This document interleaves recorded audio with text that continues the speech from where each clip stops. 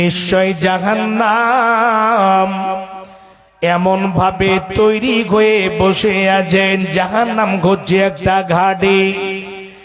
যেই মতো আমরা মাছ মারতে যাই, আমরা শিকারি করতে যাই, কোন এইরকম পাখি ধরতে যাই, ফান দিয়ে রশি লাগিয়ে দিয়ে দূরে বসে থাকি। অনেক জায়গাতে দেখতে পাবেন জাল লাগিয়ে পাখিগুলোকে ধরার জন্য বসে থাকে। এইরকম ভাবে শিকারি শিকার করার জন্য বসে থাকে। আল্লাহ রাব্বুল আলামিন বলেন এই জায়গাটাতে জাহান্নাম জাহান্নামীদেরকে ধরার জন্য তৈরি হয়ে বসে আছেন। ইন্না জাহান্নামা কানাত মিরসাদা, জাহান্নাম হচ্ছে একেবারে সমস্ত সন্ত্রাসীদের ধরার জায়গা, সমস্ত ওই যে জালিমদের ধরার জায়গা। যারা জাহান্নামী হবে এই জায়গা থেকে তারা ছাড় পাবে না। যেই মতো একজন শিকারী শিকার করার জন্য বসে থাকে, সেই মতো জাহান্নাম একেবারে তৈরি হয়ে আছে, অপেক্ষায় বসে আছে। বাপজান আমার, জাহান্নামটা কেমন হবে, কত লম্বা হবে, কত চওড়া হবে, কত গভীর হবে, এই জায়গাটাতে একটা যদি হাদিস শুনেন বুঝতে পারবেন। জাহান্নামের গর্তটা কত করে বিশ্বনবী নবী মুহাম্মদুর রাসূলুল্লাহ সাল্লাল্লাহু আলাইহি ওয়াসাল্লাম বসে আছেন, সাহাবায়ে কেরাম বসে আছেন। হঠাৎ করে একটা এমন যেন শব্দ ভেসে উঠল।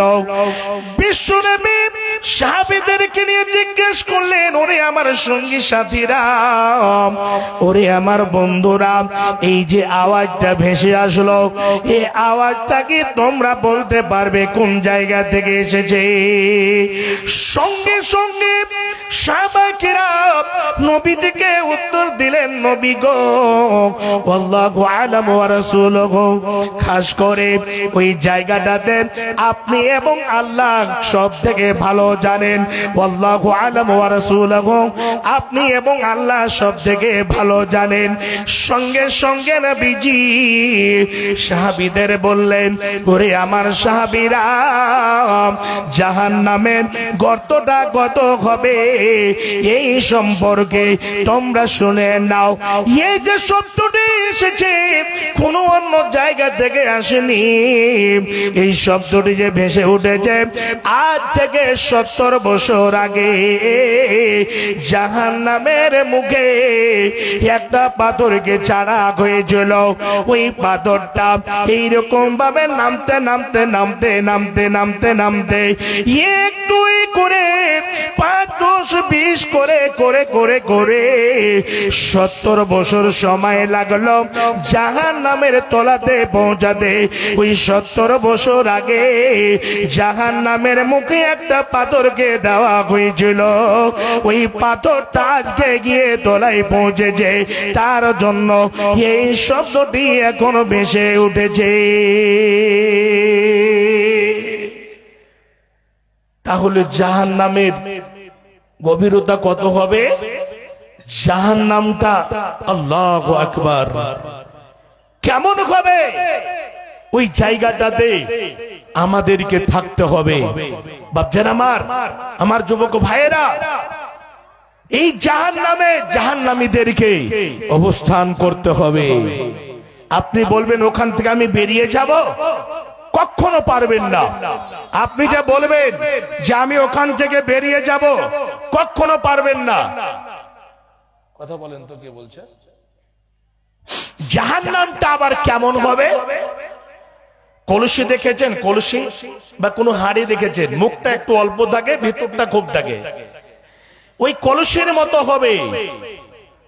বাপজান আমার, হাদিসটা আপনি পাবেন মিশকাত জিলদে শানিতে, হাদিস খানা পেয়ে যাবেন। নবীজি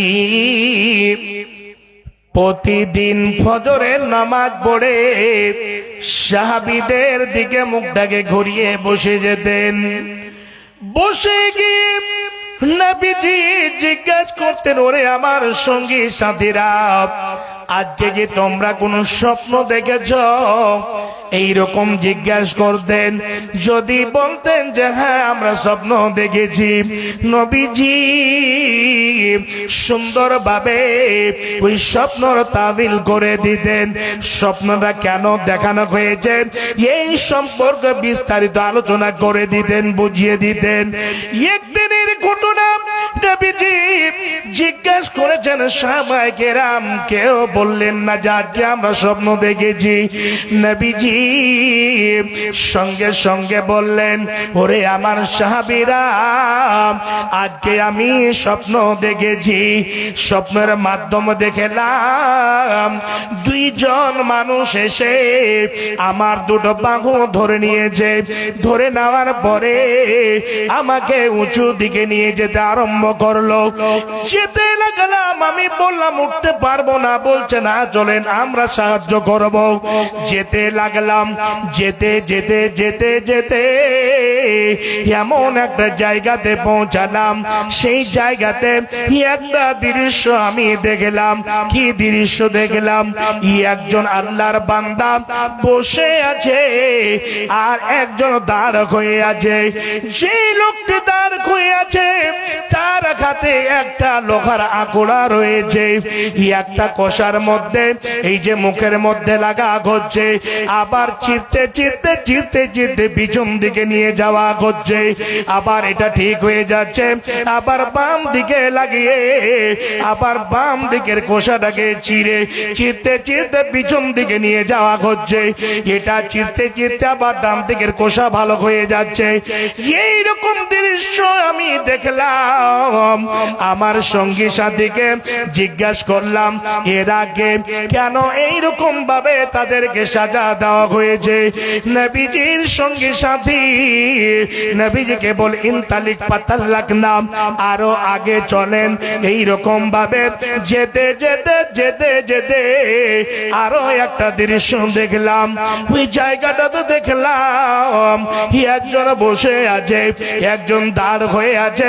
যে লোকটি দাঁড় হয়ে আছে তার হাতে বিরাট বড় একটা পাথর রয়েছে, বোল্ডার গুলো রয়েছে। এই বোল্ডার নিয়ে চার মাথাতে মারা হচ্ছে। যখন মারছে মাথাটা একেবারে চুরচুর হয়ে যাচ্ছে, আবার চিৎকার করছে, আবার বোল্ডারটা ছিটে দূরে চলে যাচ্ছে। ওই বোল্ডারটা নিয়ে আস্তে আস্তে আবার মাথাটা ঠিক হয়ে যাচ্ছে। বিশ্বনবী নবী মুহাম্মদুর রাসূলুল্লাহ সাল্লাল্লাহু আলাইহি ওয়াসাল্লাম জিজ্ঞেস করলেন, এটাকে কেন এরকম আযাব দেওয়া হয়েছে? বিশ্বনবীকে বললেন, ইনতালিক পাতাল্লাক না, আরো আগে চলেন। নবীজি যেতে লাগলেন সঙ্গী সাথীর সাথে। এইরকম যেতে যেতে আরো একটা জায়গাতে পৌঁছালেন। সেই জায়গাতে গিয়ে দেখছেন দাও দাও দাও দাও করে আগুন জ্বলছে। জায়গাটা কলসির মতো হয়ে আছে, ওই মুখটা যেন অল্প হয়ে আছে, ভিতরটা খুব গভীর রয়েছে। ওই জায়গা দিয়ে আগুন জ্বলছে আর ওই আগুনের মধ্যে উলঙ্গ অবস্থায় ছেলে মেয়ে উভয় জ্বলতে আছে, চিৎকার করছে। এত চিৎকার করছে বলার সীমা নাই। বিশ্বনবী থমকে দাঁড় হয়ে গেলেন। দাঁড় হয়ে জিজ্ঞাসা করলেন, এরা কারা, কেন এরকম আযাব দেওয়ানো হয়েছে? নবীজিকে বললে, ইনতালিক ফাতাল্লাক না, আরো আগে চলুন। যেতে লাগলেন।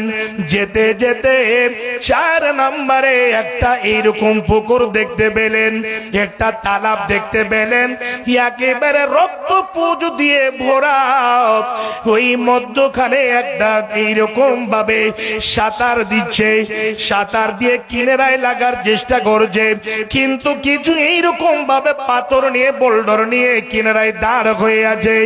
যখন সাঁতার দিয়ে কিনারায় লাগতে যাচ্ছে তখন এই পাথর দিয়ে বোল্ডার ছুঁড়ে মেরে তাকে আবার মধ্যখানে করে দেওয়া হচ্ছে। নবীজি জিজ্ঞাসা করলেন, এরা কারা, কেন এইরকম ভাবে তাদেরকে আযাব দেওয়ানো হচ্ছে? নবীজিকে সঙ্গী সাথী বলছেন, ইনতালিক ফাতাল্লাকনা, আরো আগে চলুন। তারপরে এইরকম ভাবে কয়েকটা ঘর দেখানো হলো, মানে ওগুলো জান্নাত।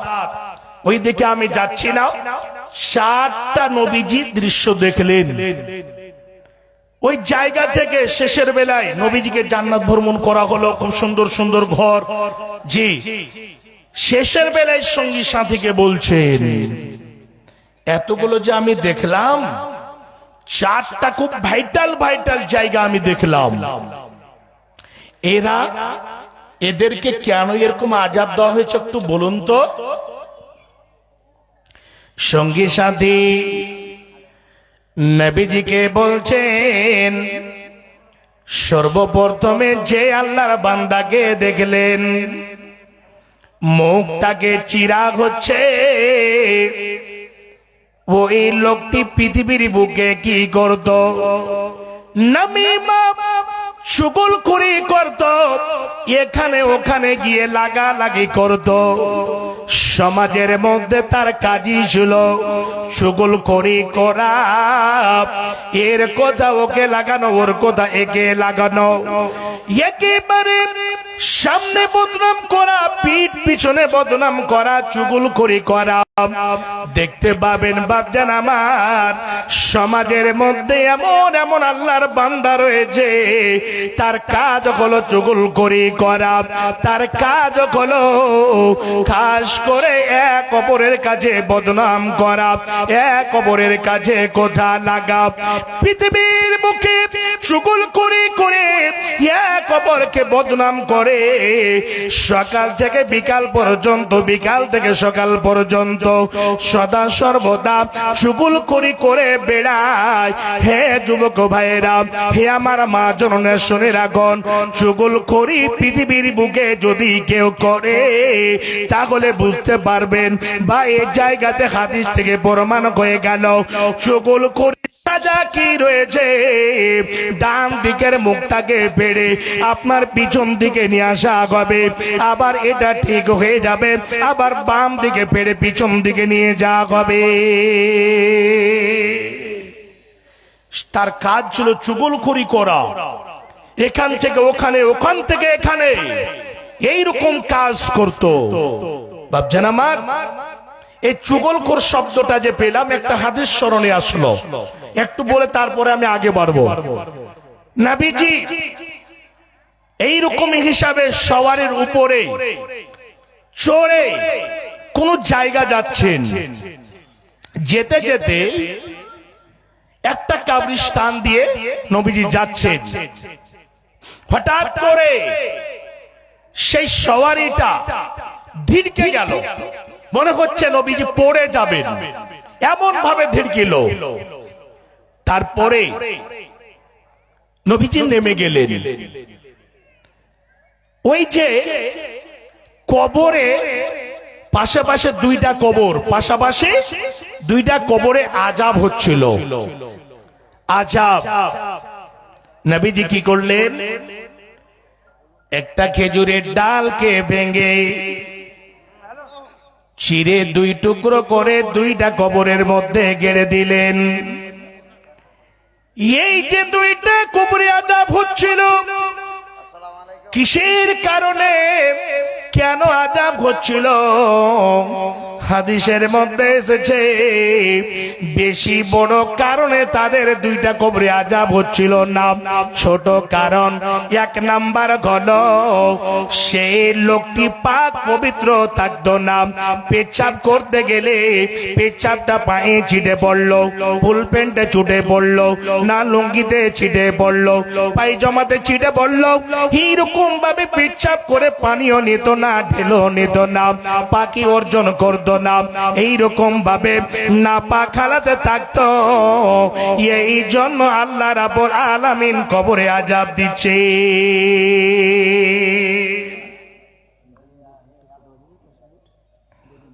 দ্বিতীয় নাম্বারে কথাটা মোকাম্মল করিনি।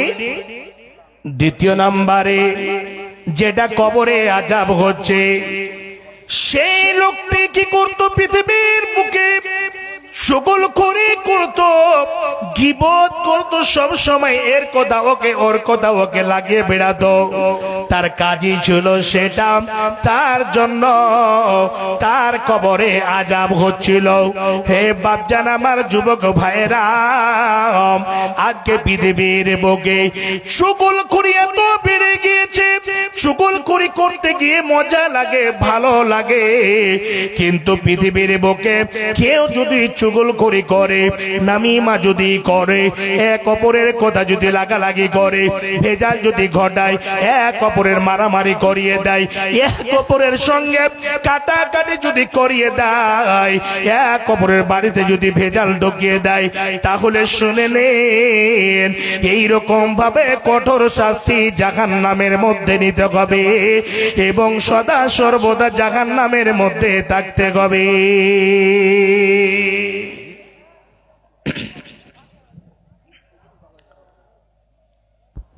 আসসালামু আলাইকুম রহমতুল্লাহ।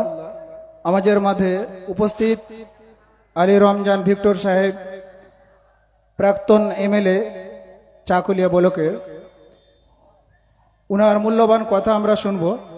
ওই জন্য ওনাকে বলছি খুব অল্প সময়ের মধ্যে আমাদেরকে মূল্যবান আপনি কিছু কথা শুনান।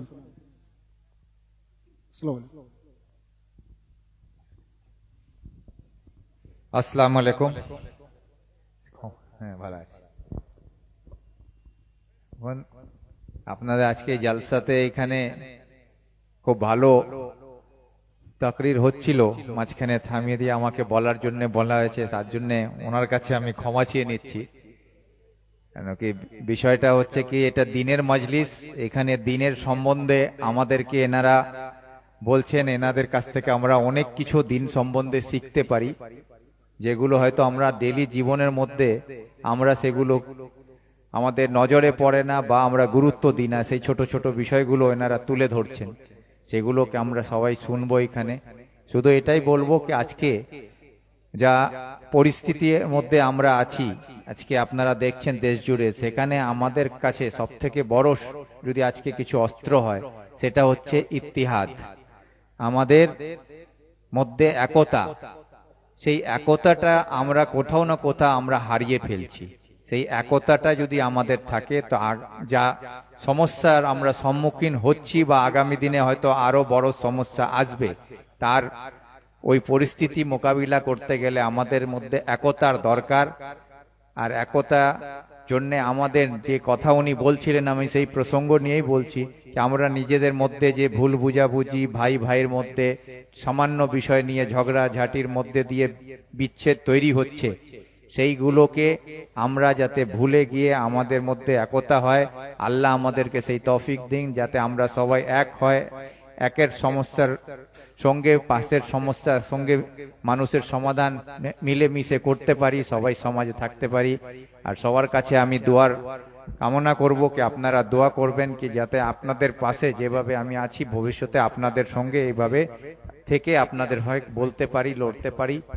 আসসালামু আলাইকুম।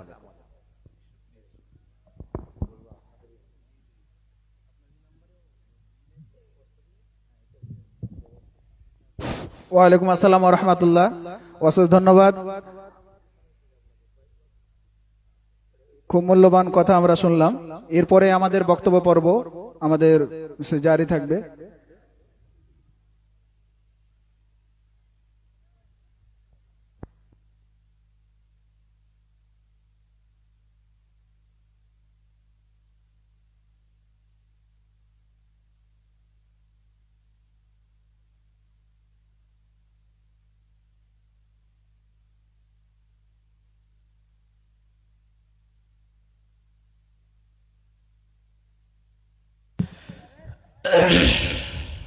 খুব সুন্দর কথা বললেন।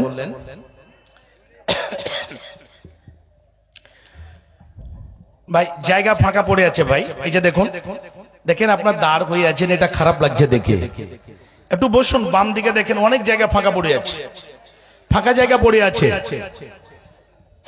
তো আমি বলছিলাম নবীজি এক নম্বরে দেখলেন চুগলখোর।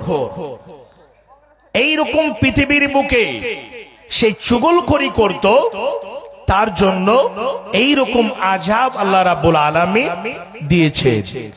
দ্বিতীয় নম্বরে যে লোকটিকে দেখলেন মাথাটাকে চুর করা করছে, সে লোকটিকে ইলম হাসিল করেছিল, কোরআন হাদিসের শিক্ষা নিয়েছিল, কিন্তু আমল করতো না, বলতো কিন্তু আমল করতো না। পৃথিবীর বুকে ইলম হাসিল করে নেওয়াটা বড় কথা নয়, ইলম হাসিল করার পরে তারপর দিয়ে আমল করতে হবে, প্র্যাকটিক্যাল ফিল্ডে আমল করতে হবে। এই লোকটি আমল করতো না, কিন্তু মুখে মুখে বলতো। এই পৃথিবীর বুকে খাস করে নাম কামাবার জন্য ইলম হাসিল করেছে, এইরকম ভাবে শোহরত নেওয়ার জন্য ইলম হাসিল করেছিল, কিন্তু সে প্র্যাকটিক্যাল ফিল্ডে আমল করেনি। এই জন্য এইরকম ভাবে আল্লাহ রাব্বুল আলামিন আযাব দিয়েছে। তৃতীয় নম্বরে এই জায়গাটাতে দাও দাও করে আগুন জ্বলছিল, সেই জায়গাটা করছে জাহান্নাম। কলসির মতো মুখটা অল্প রয়েছে, ভিতরটা খুব গভীর রয়েছে। আগুন যখন দাও দাও করে জ্বলছে, উপরে যখন নাচে, তখন ওই উলঙ্গ অবস্থায় ছেলে মেয়ে উভয় যে জ্বলছে, আগুনের সাথে উপর দিকে জ্বলে আসে। যখন আগুন নিচু দিকে যায়, আগুনের সাথে নিচু দিকে চলে যায়। মনে করি যখন আগুনটা দাও দাও করে জ্বলে উপর দিকে আসে, তখন মনে হয় তারা মুখ দিয়ে বের হয়ে যাবে, আগুন থেকে বের হয়ে যাবে। না না, ওখান থেকে বের হতে পারবে না। আবার যখন আগুন জ্বলতে জ্বলতে নিচু দিকে যায়, তখন আবার সেই জ্বলতে জ্বলতে নিচু দিকে চলে যায়। এরা কারা? নবীজিকে বলা হলো, নবী গো, এরা হচ্ছে পৃথিবীর বুকে জেনাকার এবং জেনাকারিনী। জমিনের বুকে সদা সর্বদা জেনাই পড়ে থাকতো, এক অপরের সাথে তারা সম্পর্ক রাখতো। হে যুবক ভাই, হে আমার যুবতী বোন, আজকে সমাজে দেখবেন বিয়ের আগে সম্পর্ক, বিয়ের পরে সম্পর্ক। 4 ছেলের মা 5 ছেলের মা পালিয়ে যাচ্ছে, পরকীয়াতে পড়ে আছে, এক অপরের সঙ্গে সম্পর্ক। জিনার সাজা এত জঘন্য কাজ রয়েছে, জিনা একটা এমন নিকৃষ্ট কাজ, এই দুনিয়াতে যদি ধরা পড়ে যায়, তাহলে দুনিয়াতে মানুষের আগা থেকে লাঞ্ছিত হতে হবে, তাকে কোড়া খেতে হবে এবং বদনাম হয়ে যাবে। আবার কিয়ামতের দিন তাকে জাহান্নামের মধ্যে জ্বলতে হবে। নবীজিকে বলা হলো, নবী গো, এরা পৃথিবীর বুকে জেনায় পড়ে থাকতো, এরা হচ্ছে জেনাকার এবং জেনাকারিনী। এর জন্য আল্লাহ রাব্বুল আলামিন এইরকম সাজা তাদের জন্য এইরকম সুন্দরভাবে, খাস করে যদি আমরা কোরআন হাদিসটাকে মেনে চলতাম, নিজেকে যদি বাঁচিয়ে রাখতাম, নিজেকে যদি কন্ট্রোল করে রাখতাম, তাহলে এইরকম আযাবে যেতে হতো না, আগুনে পড়তে হতো না। হে বাপজান আমার, হে যুবক ভাইয়েরা, এই জেনা নামক জঘন্য কাজ থেকে বেঁচে থাকতে হবে, নচিত আমাদেরকে ওই জ্বলন্ত আগুনে সারা জীবনের মতো জ্বলতে হবে। তারপরে 4 নম্বরে এই যে পুকুরটা দেখলো, ওই পুকুর যে রক্তপোষ দিয়ে ভরা, যে লোকগুলো সাঁতার দিচ্ছিল, সাঁতার দিয়ে কিনারাতে লাগার চেষ্টা করছিল, এরা কারা? এরা পৃথিবীর বুকে সুদের লেনদেন করত, সুদ খেত, সুদ দিত। এই সুদের কাজ এত জঘন্য কাজ, এই সুদের মতো কাজ পৃথিবীর বুকে কোনো রকমই করা যাবে না। সুদ যারা খায় এইরকম করে 70 থেকে 71 তার ধাপ রয়েছে, গুনার 1 2 করে 70 থেকে 71 তার ভাগ রয়েছে। এর মধ্যে সব থেকে নিম্নমানের, সব থেকে ছোট যেটা গুনাহ, সব থেকে ছোট যেটা ধাপ রয়েছে, সেটা হচ্ছে নিজের মায়ের সঙ্গে বিয়ে করা। আর সুদ খাবেন, সুদ দেবেন। আজকে মুসলমানের বাচ্চারাও সুদের লেনদেন করছে, কোটি কোটি টাকা লাগিয়ে রেখেছে। একেবারে বছর যেতে না যেতে 4 তালাক হয়ে গেল। 20 লাখ টাকা যদি সুদে দিয়ে দেয়, তাহলে রাতারাতি একেবারে একদম 10 তালাক হবে। আজকে চলছে, দেখে আপনি বুঝতে পারবেন না যে এই লোকটা সুদের লেনদেন করে। টুপি লাগিয়ে তসবিহ দানা নিয়ে ঘোরাফেরা করছে, আবার পাক্কা চিটার। জি, একটা গরিব মানুষ বেচারা তার ছেলেকে নিয়ে হসপিটালে রয়েছে, 10,000 টাকা তার ঘটে গিয়েছে, ওখান থেকে টাকা দিয়ে ছুটিয়ে নিয়ে আসতে হবে। বেচারা ওর বাড়িতে গিয়েছে, বাপজান 10,000 টাকা দিয়ে দেন না, আমি 2-1 মাসে দিয়ে দেব। তো বলছে না, টাকা নেই। আরেকজনকে পাঠিয়ে দিয়ে 2-4 ঘন্টা পরে বলছে, ভাই একটু বলুন তো ওকে গিয়ে, ইন্টারেস্ট যেটা নেবে 1000 টাকাতে জয় পার্সেন্ট নেবে, 10,000 টাকা আমি নেব, টাকাটা দিতে বলুন। ওই লোকটা গিয়ে বলছে, ভাই 10,000 টাকার আমাকে প্রয়োজন আছে, যা ইন্টারেস্ট লাগবে আমি দেব। বলছে 10 নয়, 10 লক্ষ টাকা হলে আমি দিতে তৈরি হয়ে আছি। একদম বেরিয়ে যাবে। আপনি দেখেন না সমাজে মাদ্রাসার ছাত্র যারা পাগড়ি পাবে তাদের উদ্দেশ্যে বলছি, তোমরা যে যেখানে আছো অতি সত্বর গিয়ে কারি জামিরুলের সঙ্গে দেখা করবে মসজিদে। মাদ্রাসার ছাত্র যারা পাগড়ি পাবে তাদের উদ্দেশ্যে বলছি, তোমরা যে যেখানে আছো অতি সত্বর গিয়ে দেখা করবে কারি জামিরুলের সঙ্গে মসজিদে। তো আজকে সুদের লেনদেনটা কিন্তু চলছে আমার মুসলমান ভাইদের মধ্যে। এই জঘন্য কাজ থেকে আপনাদের বাঁচতে হবে। এগুলো জায়গা থেকে যদি না বাঁচে, তাহলে এইরকম আযাবে পড়তে হবে। বাপজান আমার, জাহান্নাম কি হলো গো? কই ম্যাকম্যান কোথায়? আল্লাহ, জাহান্নাম কেমন হবে?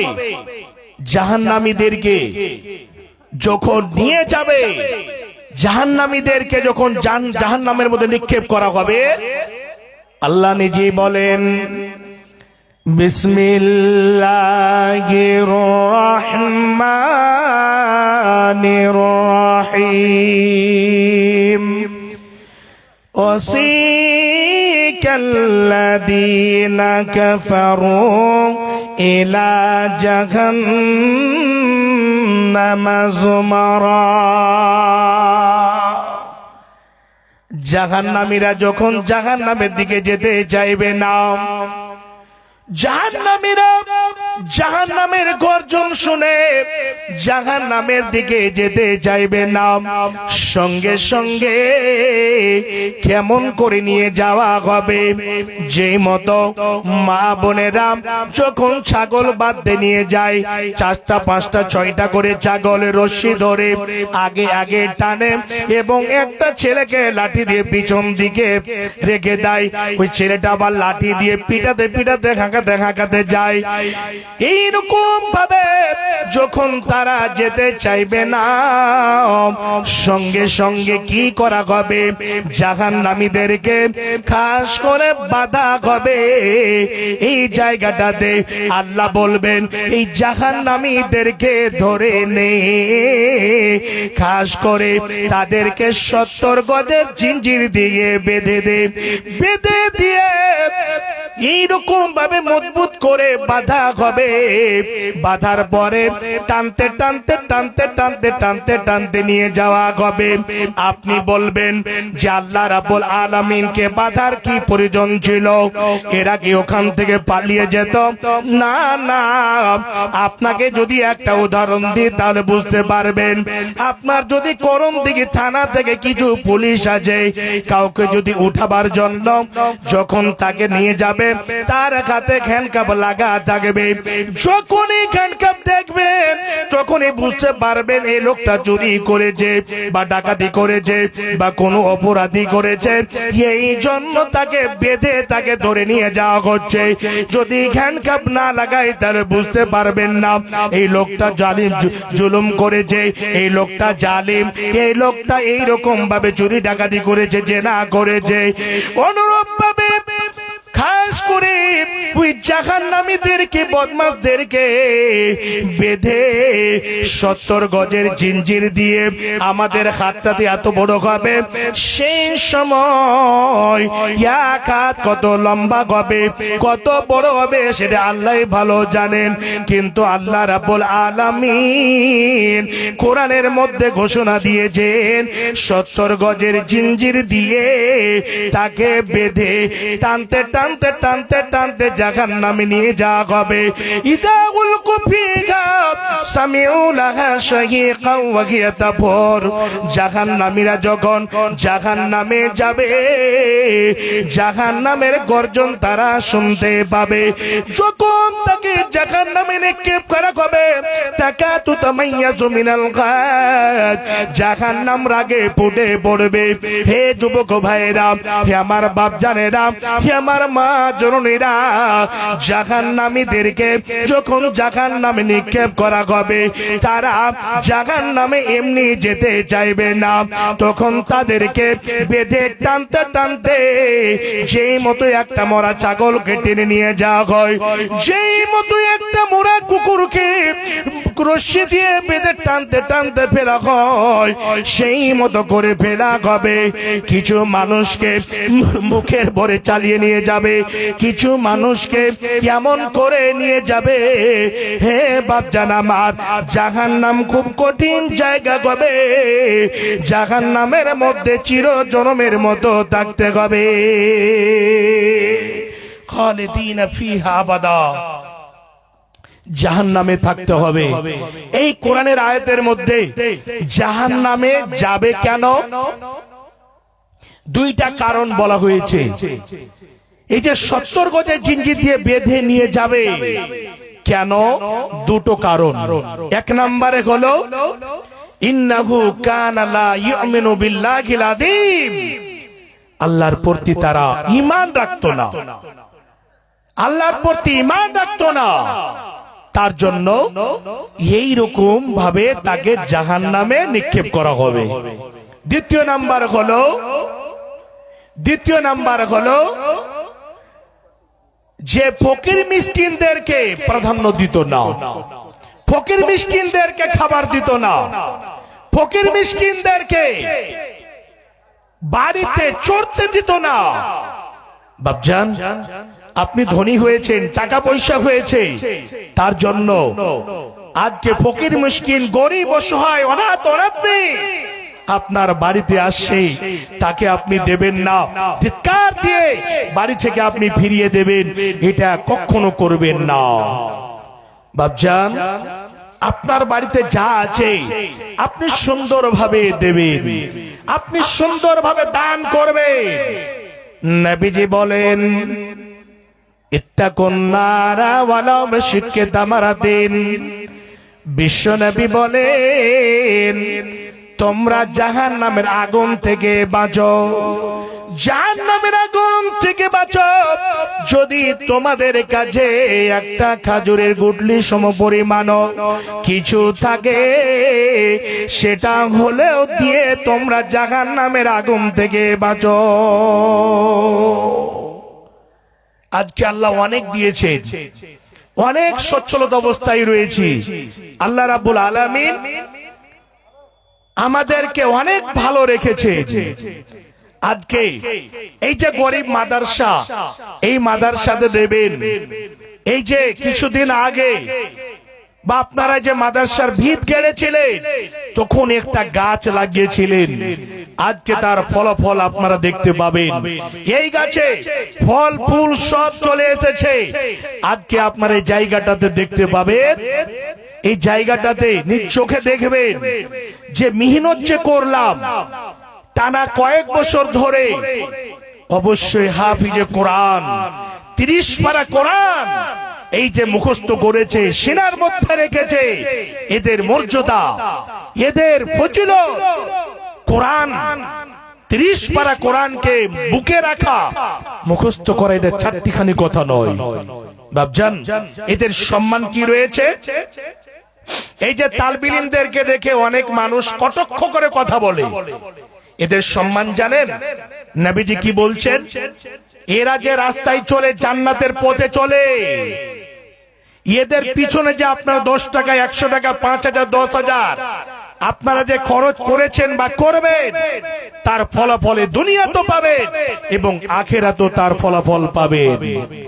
দান করতে গেলে কোথায় দান করব, সাদকা করব, এইরকম জায়গাগুলোতে অনেক ছেলে মা হারা বাবা হারা রয়েছে, ইয়াতিম ছেলে রয়েছে, তাদের পিছনে খরচ করবেন, এই মাদ্রাসাতে দেবেন, এই মাদ্রাসাতে মন খুলে মন ভরে যে আপনারা দেবেন। দান করতে গেলে লাভ কি হবে? নবীজি বলেন, যারা সাদকা করে, যারা দান করে, কয়েকটা লাভ রয়েছে। 1 নম্বরে লাভ হলো, 1 নম্বরে লাভ হলো আল্লাহ রাব্বুল আলামিন আপনাকে বিপদে ফেলবেন না। আপনার উপরের বিপদটাকে অন্য জায়গাতে আপনার উপর থেকে সরিয়ে নেওয়া হবে। 2 নম্বরে হলো, সাদকা করতে গেলে, দান করতে গেলে আল্লাহ আপনার বয়সটাকে বাড়িয়ে দেবে। আল্লাহ আপনার বয়সটাকে বাড়িয়ে দেবে। 3 নম্বরে হলো, সাদকা করতে গেলে আল্লাহ রাব্বুল আলামিন আপনার মাল ধনে কমি করবেন না। মা নাকাসাত সাদাকাতুন মিন মাল, সাদকা করলে আপনার মাল ধন সম্পত্তিতে কমি হবে না, আল্লাহ আরো বাড়িয়ে দেবে। সাদকা করলে মা মারা গেছে, বাবা মারা গেছে, আপনার শ্বশুর মারা গেছে, শাশুড়ি মারা গেছে, ছেলে মারা গেছে, মেয়ে মারা গেছে, কবরে আযাব হচ্ছে, তাদের নাম নিয়ে তাদেরকে লক্ষ্য করে যদি আপনারা 100 টাকা দেন, 1 টাকা যদি দান করেন, তাহলে কবরে যদি আযাব হয়, সাদকা দান এমন একটা বাবার বলি ইবাদত, সঙ্গে সঙ্গে কবরের আযাব যেন বন্ধ হয়ে যাবে। সাদকা করলে আরো একটা দলিল হিসাবে কিয়ামতের দিন আপনার সামনে চলে আসবে। as-সাদাকাতু বুরহান, সাদকা করতে গেলে সামনে আপনার চলে আসবে, আপনি দেখতে পাবেন। এই সাদকা, এই দানের ছায়া তলে আপনারা থাকবেন। বাপজান আমার, আল্লাহ রাব্বুল আলামিন মালধন সম্পদ দিয়েছেন, টাকা দিয়েছেন, এই টাকাগুলোকে যদি ভালো জায়গাতে খরচ করেন, মাদ্রাসা মসজিদে খরচ করেন, আপনি যদি ভালো পথে খরচ করেন, আল্লাহর পথে যদি আপনি দেন, তাহলে শুনে নেন, আল্লাহ রাব্বুল আলামিন কোরআনের মধ্যে ঘোষণা দিয়েছেন, মাতালুল্লাযীনা ইউনফিকুনা আমওয়ালাহুম ফি সাবিলিল্লাহ, যারা আল্লাহর পথে দান করে, যারা আল্লাহর পথে খরচ করে, তাহলে আপনি দিবেন 1 টাকা, আল্লাহ রাব্বুল আলামিন কত দেবেন? ওই দানটাকে 700 গুণ পর্যন্ত নিয়ে যাবেন।